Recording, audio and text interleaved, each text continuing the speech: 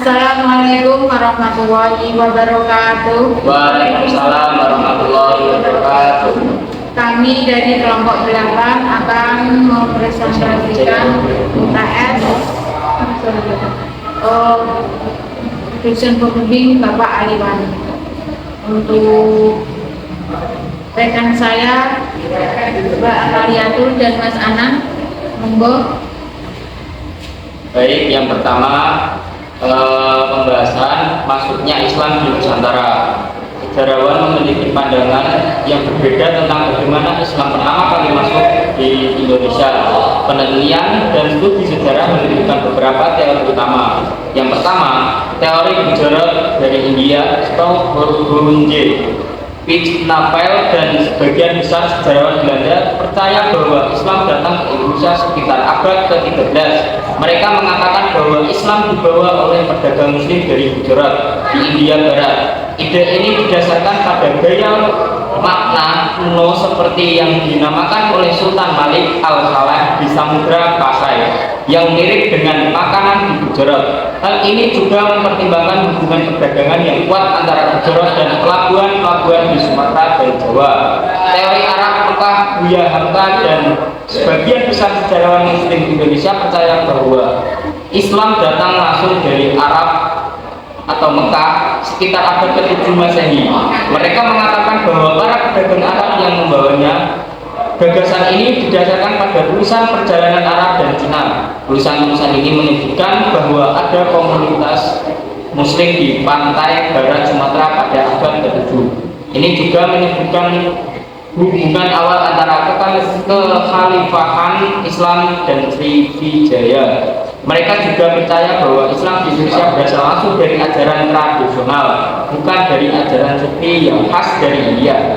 Ketiga, teori Persia Umar Amir Hussein dan Hossein Jajadirat mengatakan bahwa Islam masuk ke Indonesia dari Persia atau Iran sekitar abad ke-13.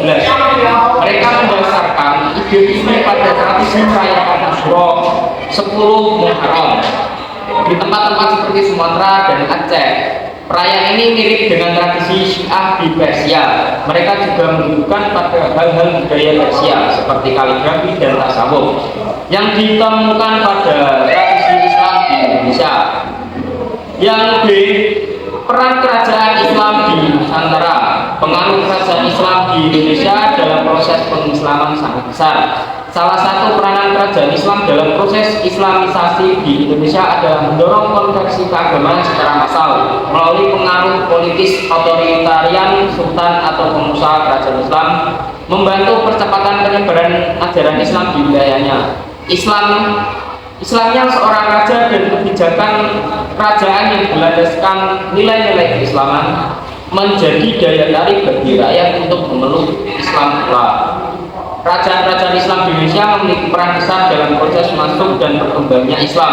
Salah satu peran pentingnya adalah mendorong masyarakat untuk beralih memeluk Islam secara luas dengan otoritas politik yang mereka pegang. Para sultan dan pemimpin kerajaan dapat mempercepat penyebaran ajaran Islam di wilayah mereka. Ketika seorang raja memeluk Islam dan menjalankan pemerintahan berdasarkan rakyat sehingga mendorong mereka untuk turut memeluk Islam. Yang C, awal mula terbentuknya sistem pesantren dan madrasah di Indonesia. Sejarah pondok pesantren merupakan bagian yang tidak terpisahkan dari sejarah pertumbuhan masyarakat di Indonesia. Hal itu dapat dibuktikan bahwa sejak kurun kerajaan Islam pertama di Aceh dalam abad-abad pertama Hijriah. Kemudian di kurun Wali Songo sampai permulaan abad 20, banyak para wali dan ulama yang menjadi cikal bakal desa baru. Pesantren merupakan lembaga pendidikan Islam yang unik di Indonesia. Lembaga pendidikan ini telah berkembang khususnya di Jawa selama berabad-abad.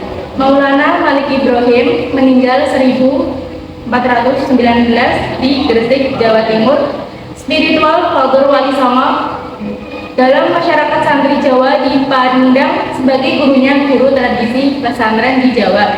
Al-Syihab menegaskan Ketua Syekh Maulana Malik Ibrahim atau Sunan Gresik merupakan orang yang pertama yang membangun pesantren sebagai tempat mendidik dan menggembleng santri.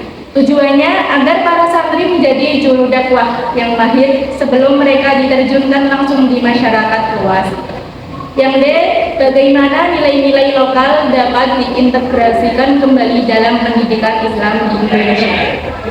Sesuai dengan judul penelitian, integrasi nilai-nilai kearifan lokal dalam pendidikan agama, transformasi karakter agama di Lombok Timur. Berikut ini adalah temuan-temuan dalam penelitian ini. Integrasi nilai-nilai kearifan lokal dalam konteks pendidikan agama di Lombok Timur merupakan strategi yang bertujuan untuk memadukan dan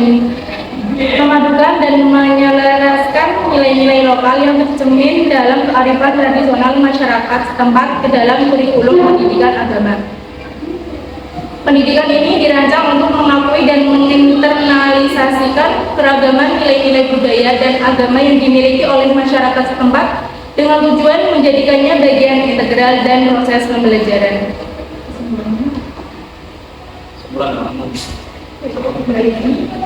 Untuk kesimpulan, masuknya Islam ke Nusantara berlangsung melalui proses yang bertahap dan damai, terutama melalui perdagangan, dakwah para ulama, serta akulturasi budaya setempat. Kerajaan-kerajaan Islam di berbagai wilayah seperti Samudra Pasai, Demak, Aceh, Mataram Islam, dan Ternate, Tidore berperan penting dalam mengukuhkan ajaran Islam melalui kebijakan politik, pusat-pusat pendidikan, dan penyebaran budaya Islam. Dari perkembangan tersebut lahirlah sistem pendidikan khas Indonesia seperti pesantren dan madrasah yang berakar pada tradisi keilmuan Islam dan kebutuhan masyarakat lokal. Dalam perkembangannya, pendidikan Islam di Indonesia juga menunjukkan kemampuan beradaptasi dengan nilai-nilai lokal, sehingga tercipta model pendidikan yang inklusif, kontekstual, dan tetap berpegang pada prinsip-prinsip dasar Islam. Integrasi nilai lokal ini penting untuk memperkuat identitas nasional sekaligus menjaga referensi pendidikan Islam dalam kehidupan masyarakat Indonesia masa kini. Baik, cukup. Apabila ada kata-kata yang tidak berkenan mohon dimaafkan. Assalamualaikum warahmatullahi wabarakatuh.